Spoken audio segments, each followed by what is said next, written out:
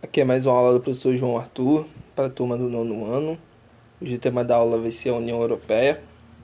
Então, o que a gente pretende com essa aula de hoje é compreender a formação do bloco econômico, né, da União Europeia, caracterizar a condição socioeconômica da União Europeia e das comunidades independentes a SEI, entender as dependências econômicas do leste europeu e os Balcãs.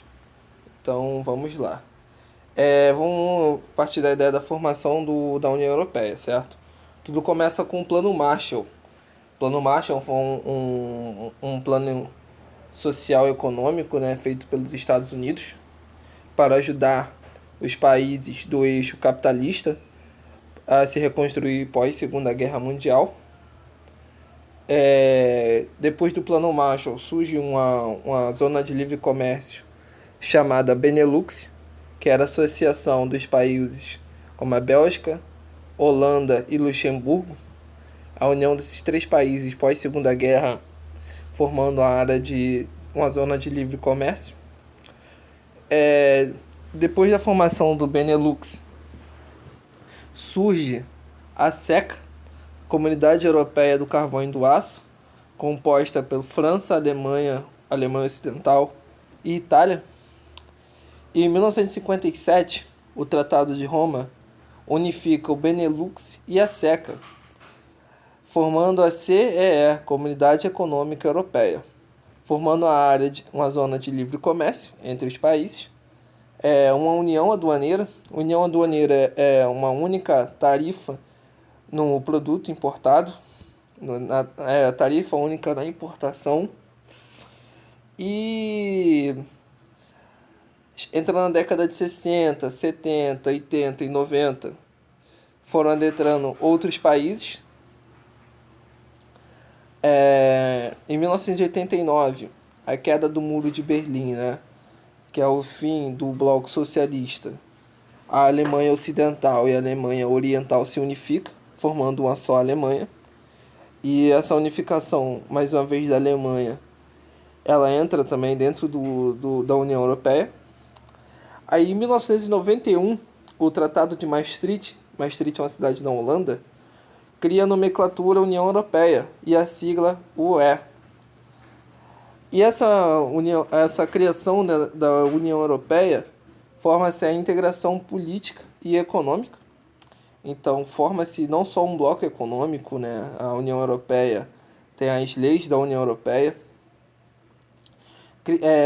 No início dos anos 2000, a unificação monetária. Em 2002, o euro começa a circular dentro da Europa. E com isso também surge o espaço Schengen.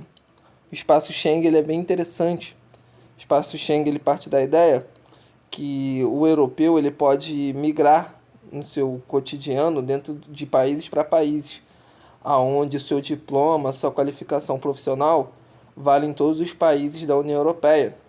Então, por exemplo, um professor que reside na França pode dar aula na Alemanha, pode dar aula na Itália, pode dar aula na Espanha, pode dar aula em todos os países da União Europeia, aonde o seu diploma vai valer. E como a gente já viu na última aula, a Europa é interligada com excelentes autoestradas e uma grande malha ferroviária. Então o espaço Schengen se torna mais integrado, onde está uma livre circulação de pessoas dentro da União Europeia. Tanto que se você for para a Europa, você tem que tirar o passaporte da União Europeia, onde você tem livre circulação dentro dos países que pertencem à União Europeia. Está aí o espaço Schengen. Outros países são candidatos, né, a entrar na União Europeia, as ex-repúblicas soviéticas, mas para você entrar na União Europeia existe uma condição. Para isso você tem que ter uma economia desenvolvida, você tem que ter um regime político democrático e principalmente respeitar os direitos humanos. Os países candidatos a entrar na União Europeia é a Macedônia, a Islândia, a Turquia, Sérvia e também Montenegro. E dentro da União Europeia existem regras e leis, tanto como desenvolvimento político, uma sociedade e uma economia pautada no bem-estar social. Então, dentro da União Europeia existem leis trabalhistas que favorecem ao trabalhador. Então, por isso que os países membros da União Europeia são grandes polos de concentração de imigrantes.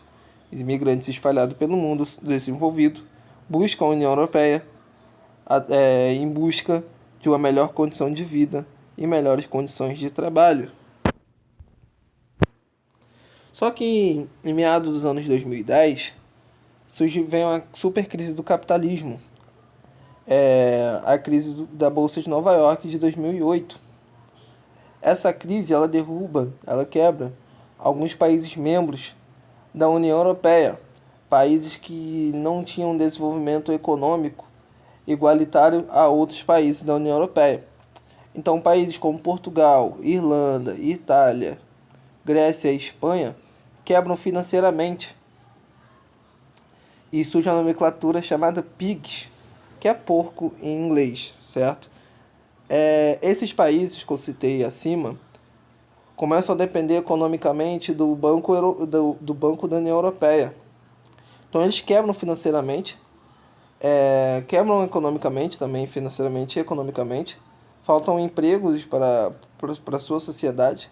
Então eles ficam totalmente dependentes do bloco econômico, certo? Então alguns autores vão falar que esse grupo de países vivem da mamata da União Europeia. Então, desde os anos 2010, o grupo dos PIGs busca um equilíbrio fiscal. Eles aprovaram a lei trabalhista, reforma da Previdência, que tentam equilibrar economicamente o país e voltar a ter um desenvolvimento social. Portugal e Itália e a Espanha conseguiram se equilibrar socialmente e economicamente nos últimos 15 anos. A única que continua quebrada economicamente é a Grécia e a Irlanda. O leste europeu e as repúblicas bálticas. O leste europeu e as repúblicas bálticas ela é pautada na fragilidade econômica. O livro cita um país chamado Albânia, né, que fica ali no leste europeu, próximo à Grécia. O leste europeu, grande parte da sua população são duas religiões, ou muçulmana ou cristão ortodoxo. Grande parte da agricultura desses países do leste europeu é pautada em produção de subsistência. A maioria dos países tem um IDH médio, não são países classificados como subdesenvolvidos, não são países tão pobres como da África ou da América Latina, mas são países que apresentam o IDH médio, enfim. As repúblicas bálticas, o livro cita Letônia, Lituânia e Estônia. Durante a Primeira Guerra Mundial, esses três países conseguiram a sua independência, mas na Segunda Guerra Mundial eles foram invadidos pelo exército hitlerista. Com o fim da Segunda Guerra Mundial, eles são unificados à União Soviética, né, no período da Guerra Fria. E hoje em dia esses três países são membros da União Europeia. Citando a União Soviética, né, vou falar sobre a Comunidade dos Estados Independentes, a CEI. São países que foram membros da antiga União Soviética. E a União Soviética, grande parte da economia era pautada na questão industrial, né, não só armamentista, mas industrial em todos os sentidos. Países que faziam parte da CEI, da antiga União Soviética: a Rússia, Belarus, Ucrânia, Moldávia, Geórgia, Armênia e Azerbaijão. A Rússia é o principal país da antiga União Soviética e da CEI, por conta de seu domínio tecnológico e seu potencial de produção de energia. E o livro fala sobre a questão do Kosovo, que era um condado que pertencia à Sérvia. E no final dos anos 90, por início dos anos 2000, estourou uma guerra militar, civil-militar, aonde o Kosovo conseguiu a sua independência graças a um patrocínio da União Europeia e dos Estados Unidos. E os Estados Unidos ele busca, né, ter uma influência no leste e na Península Báltica por conta do fluxo de mercadorias que acontece no Mar Mediterrâneo e no Mar Cáspio. Enfim, galera, essa foi mais uma aula. Qualquer dúvida é só me chamar nas minhas redes sociais. Um grande abraço e fiquem com Deus.